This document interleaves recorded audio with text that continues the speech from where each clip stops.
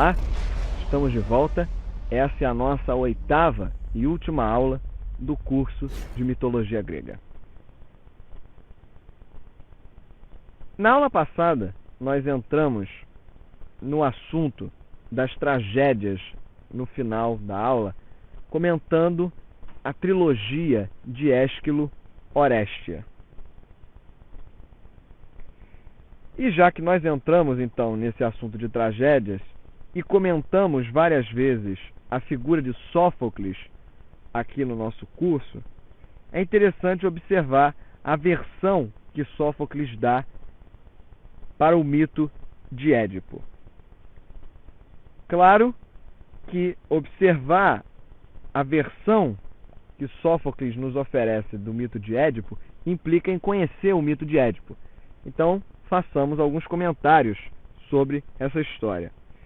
Édipo era filho de Laio. Laio era o rei de Tebas e sua mãe era Jocasta. Laio foi advertido, recebeu uma mensagem do oráculo de Delfos de que um dos seus filhos iria matá-lo. E Laio, então, abandona seu filho no Monte Citerão.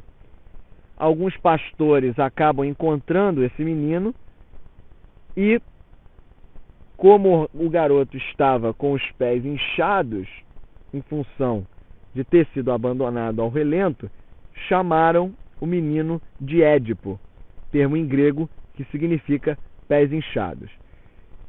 Em seguida levaram o garoto até a presença de Pólibo, que era o rei de Corinto. Pólibo e sua esposa Peribeia adotam Édipo como se fosse seu próprio filho. Depois, mais velho, já adulto, Édipo ouve da figura de um coríntio uma série de indiscrições em relação à sua própria origem. E aí, confuso com essa história toda, Édipo visita o oráculo de Delfos, que revela para ele que o seu destino era matar seu próprio pai e esposar sua própria mãe. Édipo fica, obviamente, perturbado diante desse cenário e, para evitar essa situação, ele parte, vai embora de Corinto, dentro da concepção de que Pólipo e Peribeia eram seus pais verdadeiros. No caminho entre Delfos e Tebas, numa passagem estreita entre os rochedos, ele tem um desentendimento com um desconhecido e mata esse desconhecido. E assim a primeira parte do oráculo fica comprovada, porque esse desconhecido era Laio, seu pai verdadeiro, seu pai biológico. Já em Tebas, Édipo encontra a famosa Esfinge, que era um monstro que oferecia para os viajantes um enigma. E se o viajante não conseguisse decifrar o enigma dando uma resposta satisfatória, a Esfinge devoraria o viajante. Só que Édipo vai e decifra o enigma e a Esfinge, desapontada com aquilo, se joga do alto de um rochedo. Como uma espécie de recompensa dessa façanha de Édipo, Creonte, que era o regente de Tebas, passa para ele o trono e concede a mão de Jocasta, que era então a esposa. E ele, sem saber de nada, acaba esposando a própria mãe. Da união incestuosa entre mãe e filho, nasceram 4 crianças: Eteocles, Polinice, Antígona e Ismena, todos eles com um destino trágico pela frente.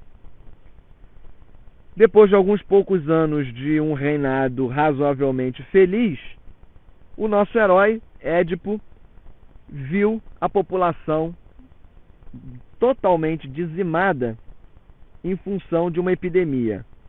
Novamente ele vai até o oráculo e o oráculo diz que a peste só vai acabar quando aquele homem que matou o Laio fosse banido de Tebas. O que Édipo faz é amaldiçoar o assassino e tomar providências para localizar. E é nesse momento que ele consulta o adivinho Tiresias e, através das revelações de Tiresias, consegue chegar à verdade. Jocasta fica envergonhada, obviamente, diante da noção de incesto e se enforca. Édipo, em desespero, vaza os próprios olhos e é expulso da cidade, passando a levar uma vida errante. Acompanhava ele apenas a sua filha Antígona, já que Etéocles e Polinice se recusaram a interceder a favor do pai, e ele amaldiçoa os filhos. Depois de uma série de longas viagens, Édipo volta para Ática e ali ele encontra asilo junto à figura de Teseu. Os seus filhos e Creonte tentaram fazer com que Édipo retornasse para Tebas, porque um oráculo havia previsto que o país que tivesse a sua tumba seria um país protegido pelos deuses. Mas Édipo se recusa a voltar e morre em Colona, que era um burgo que ficava nas proximidades de Atenas. E assim ele garantiria ao povo ateniense uma vitória permanente sobre os tebanos. Então essa é a ideia do mito de Édipo. Se nós olharmos os temas e os acontecimentos, Édipo não só pode, como deve ser considerado um herói, no sentido mitológico grego. E já no nascimento nós tivemos prova disso, porque os pais de Édipo sabiam que o filho ia matar o pai Laio. E uma versão posterior do mito, que eu contei para vocês, acaba apresentando um oráculo dizendo que Édipo também vai se casar com a mãe Jocasta. Então o menino é largado para morrer, acaba sendo resgatado, criado em Corinto, sem ter uma menor ideia da sua identidade verdadeira. E ele, ainda jovem, acaba dando demonstrações de força e esperteza, segundo o mito, e várias dessas demonstrações são a partir de encontros com os monstros. Principalmente, é claro, da atitude que ele tem no assassinato do pai Laio, sem saber que era o pai, e dos companheiros, e também da esfinge. E foi depois, obviamente, de passar por essa série de provações, como nós vimos, que Édipo vai conseguir uma noiva. Então lembre que a esfinge vai prometer a Édipo a mão da rainha de Tebas, e é a mãe dele, e ele não sabia, né? E é assim que Sófocles mantém o mito vivo. Então quando ele vai descobrir a verdade, existe essa questão de Jocasta se matar e dele vazar os próprios olhos. Mas a verdade é que todos nós conhecemos a história a partir dessa peça, Édipo, Rei de Sófocles, que foi exaustivamente usada por dois estudiosos, como nós vimos aqui no curso, Freud, Sigmund Freud, e Lévi-Strauss, Claude Lévi-Strauss. Freud entende que a peça de Sófocles vai representar desejos do inconsciente. O desejo de eliminar a figura do pai para esposar a figura da mãe. Os estudiosos, em contrapartida, vão lembrar o seguinte: Édipo não sabia a verdade. Então isso é um elemento crucial. Porque se Freud estivesse certo, como alguns teóricos dizem, Édipo, na verdade, tinha que ter desejos não pela Jocasta, mas sim pela sua mãe adotiva. Bom, De qualquer maneira, Freud certo ou não, a teoria de Freud não ajuda muito a entender o mito, porque ela seria apenas uma forma de justificar o apelo que o mito tem a nós. Por que esse mito é tão famoso e tão conhecido por nós? Já Claude Lévi-Strauss vai ver no mito de Édipo um conflito entre a origem do homem, a noção de autoctonia, ou seja, o nascimento da terra, o nativo, aquele que é proveniente do solo, é a noção de autóctone, e também o conflito com a questão da reprodução sexual. Mas a verdade é que essa leitura que o Claude Lévi-Strauss fez do mito de Édipo acabou perdendo força ao longo do tempo. Então, a leitura mais comum da peça de Sófocles, se não a leitura do mito em si que eu contei para vocês, entre os críticos literários e os estudiosos clássicos como um todo, é que o tema principal da peça seria o conflito entre o destino e o livre-arbítrio. Isso aí seria a ideia. Até porque a peça de Sófocles encerra com a ideia de que ninguém pode contrariar o seu próprio destino, né? Então percebam que as ações de Laio, o pai, Jocasta, a mãe, e Édipo, o filho, sempre vão conduzir a um destino que é inevitável. Claro que vão existir teóricos que vão dizer que isso não pode ser considerado, porque esse conflito, o conflito entre a ideia de destino e livre-arbítrio, era um conflito que não existia na mentalidade grega. E que, na verdade, é um conflito que salta aos olhos para nós, leitores que estamos fora do espaço-tempo no qual a obra foi produzida. Então a gente fica sem saber qual é a teoria mais adequada. Mas, de qualquer maneira, existe mais uma possibilidade de leitura da peça, que é ver Édipo como se fosse um modelo de intelectual racionalista. Em que sentido? No sentido de que o jovem Édipo sempre procura estabelecer a verdade através do uso do próprio intelecto, ao invés de tentar confiar só em oráculos. Embora ele continue mantendo a ideia grega de levar oráculos a sério, Édipo constantemente expõe a sua mente a um raciocínio e a uma especulação racional no intuito de identificar aquilo que é a verdade, em oposição a uma profecia oracular.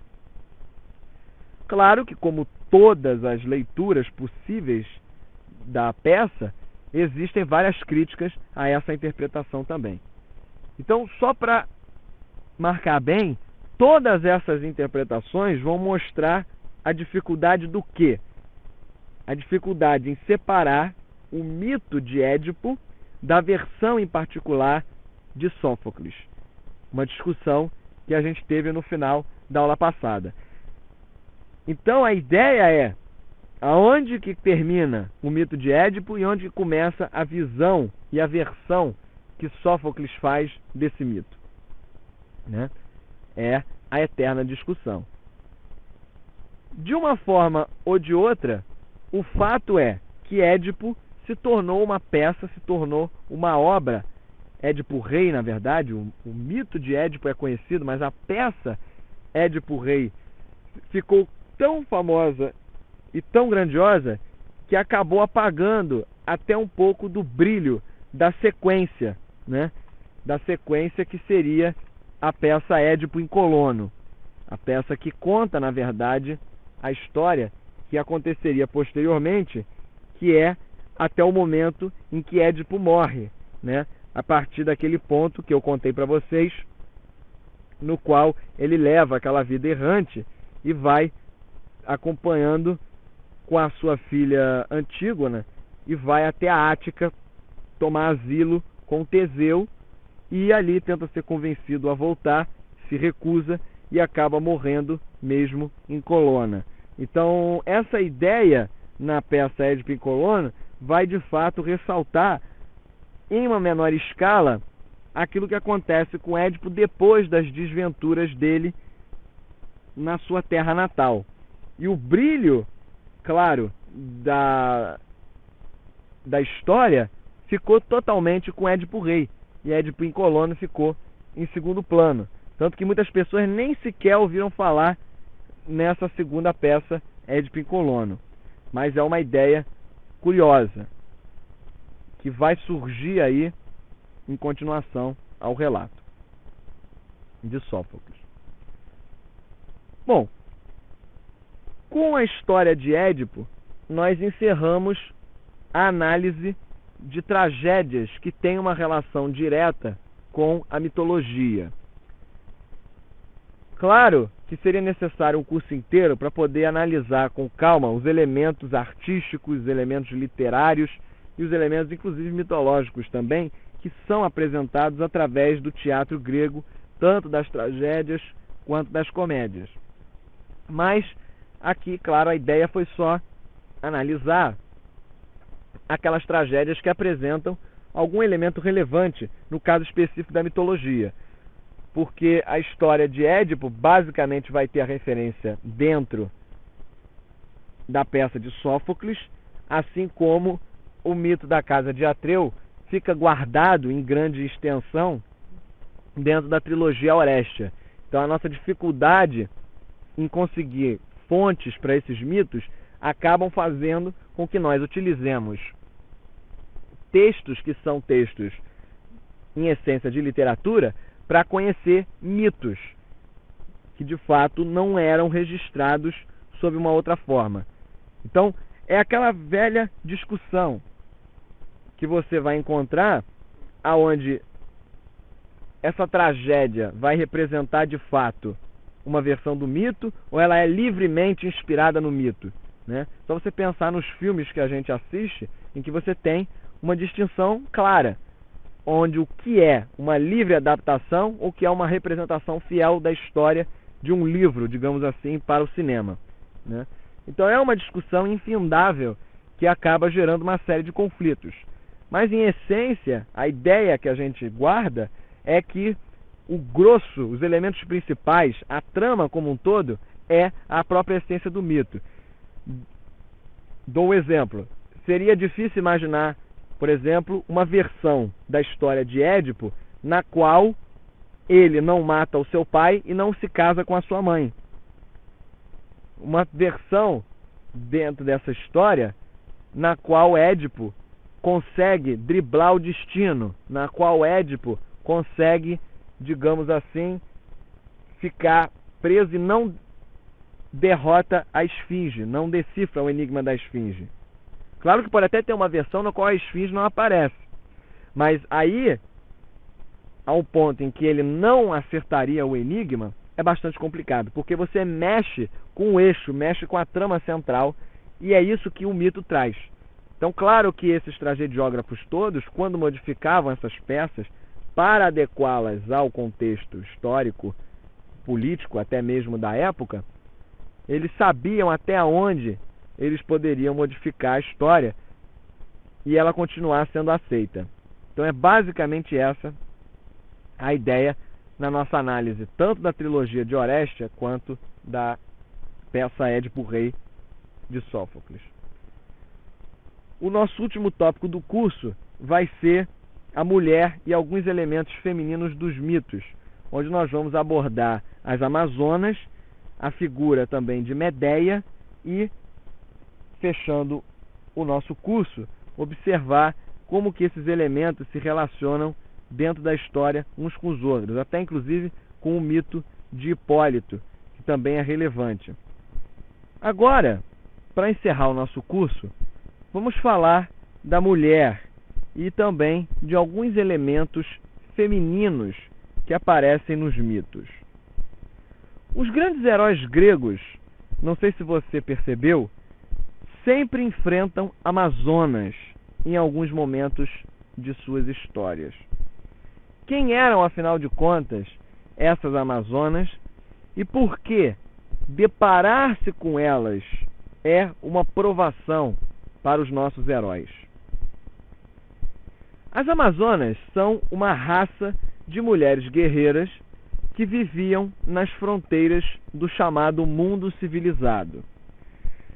A localização mais comum desse território no qual viviam as Amazonas seria próximo ao Mar Negro. Seria próximo ao Mar Negro. Já alguns relatos vão dizer que, na verdade, essa região seria a Etiópia. De qualquer maneira, a ideia de as Amazonas viverem nos limites do mundo civilizado expressa a natureza estrangeira que essas mulheres possuíam. Há quem diga, inclusive, que o mito das Amazonas tenha bases históricas. Ele se basearia na história das chamadas mulheres citas. Mas para nós aqui, o importante não é entrar nessas teorias, mas sim ver o mito. Elas são guerreiras que combatem com homens em pé de igualdade. Elas são sexualmente ativas, fora dos limites do casamento. Elas vão preferir ter filhas ao invés de filhos, que quando nascem são mortos, castrados ou então são vendidos como escravos. Percebam que na antiguidade grega, o casamento para as meninas é o equivalente ao combate para os rapazes. A menina virar moça é uma coisa que é expressa no momento em que ela é penetrada sexualmente. E já o menino vai se tornar rapaz, vai passar por essa puberdade quando é ferido em batalha. Então percebam que os dois elementos vão ter alguma ligação, uma espécie de rito de passagem, para a menina se transformar numa moça e para o menino se transformar num rapaz. Isso vai ajudar a explicar as Amazonas como figuras guerreiras, porque elas rejeitam o casamento.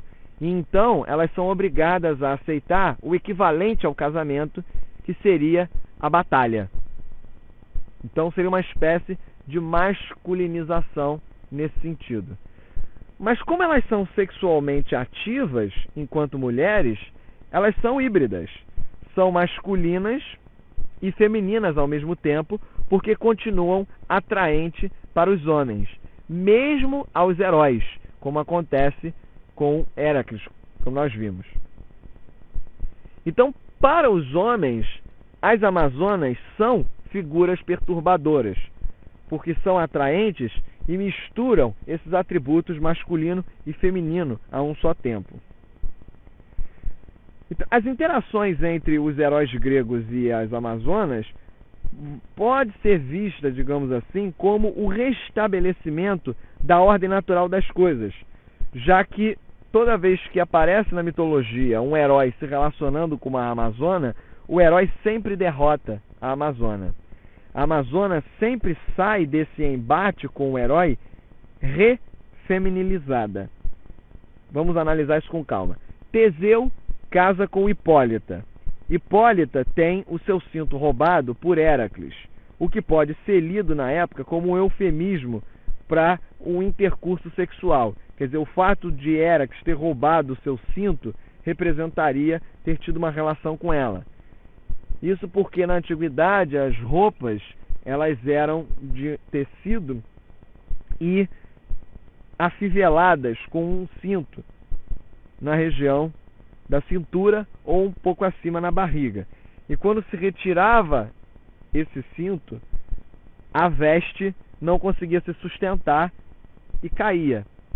Então a ideia é que a mulher ficava nua. Então quando o cinto era arrancado, seria o momento com uma expressão linguística que associava a ideia da relação em si, da relação física.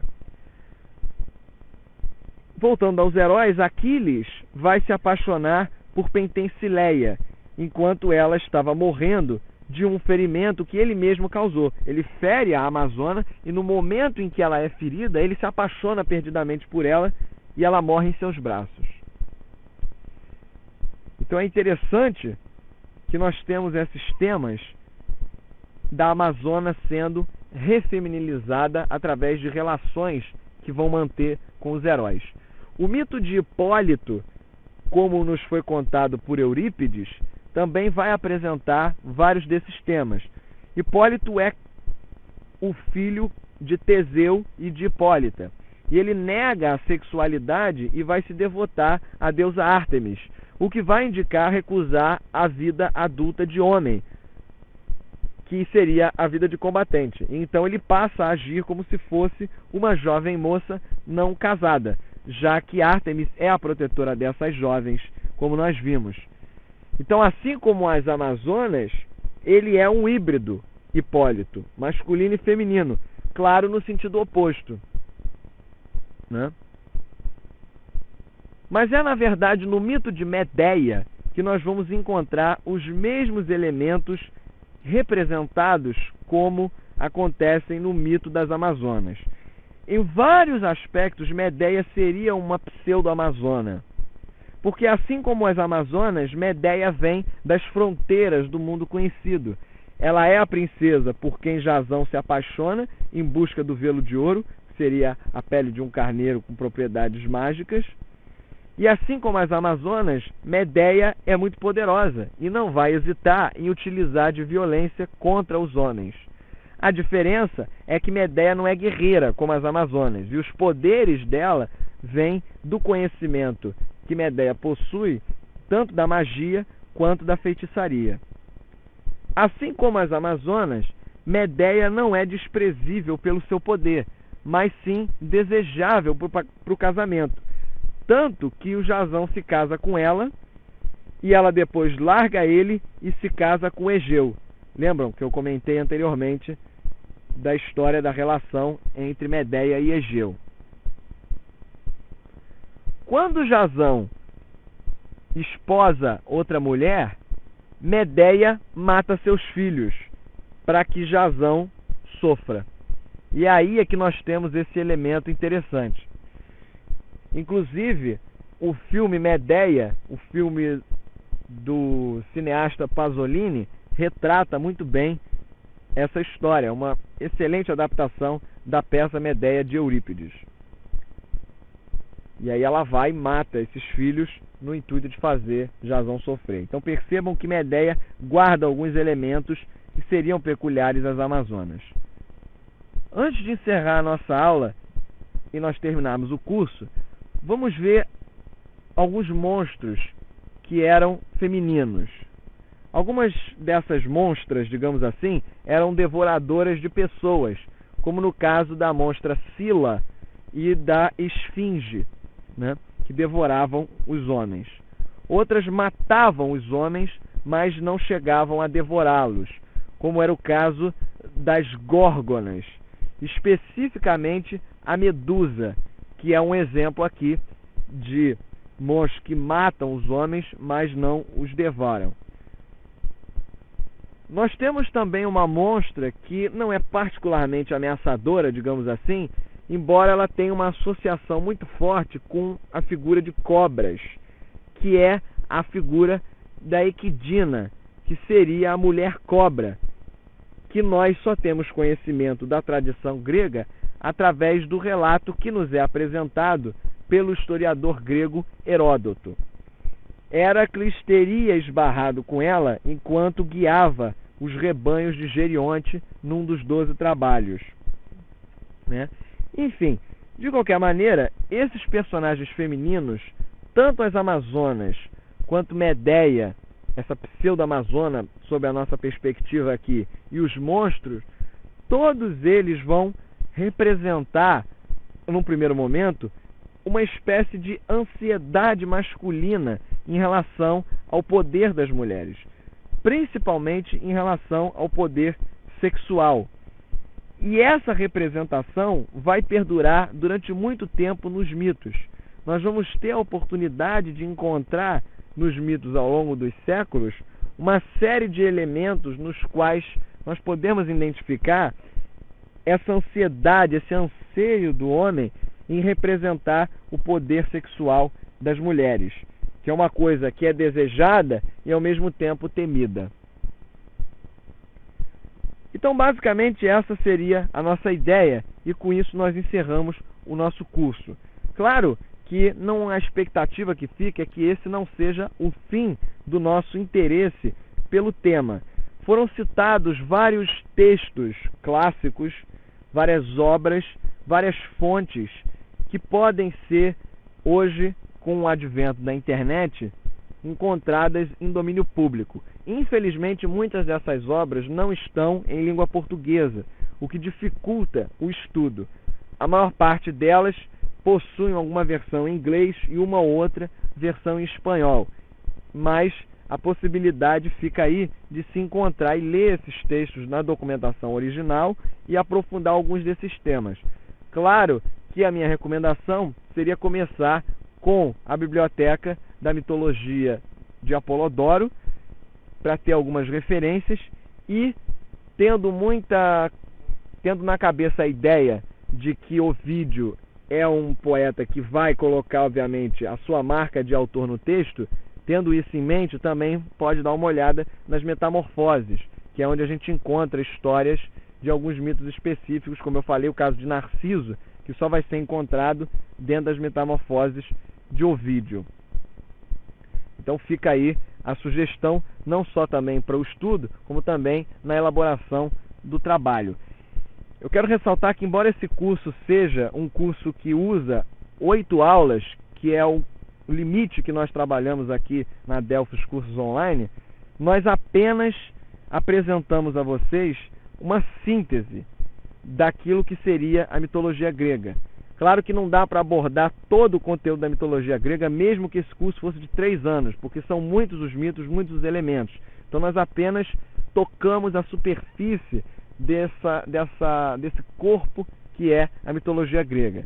E aí fica aqui a nossa expectativa de que esse pouco que nós observamos de mitologia tenha sido suficiente para despertar ainda mais a curiosidade de vocês, para que possam buscar e observar algum outro elemento.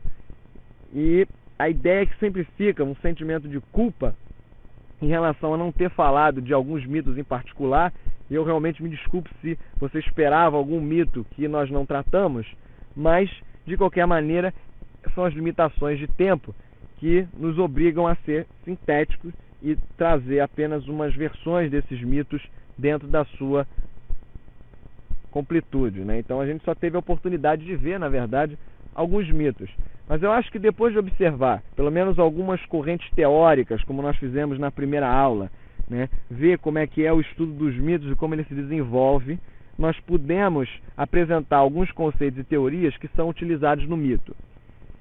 À medida em que nós observamos na nossa segunda aula a história da teogonia de Hesíodo e os trabalhos e os dias, nós pudemos conhecer a geração dos deuses, com os titãs, os Olímpicos, a vitória de Zeus, né, e aquilo que os herdeiros de Zeus também representavam.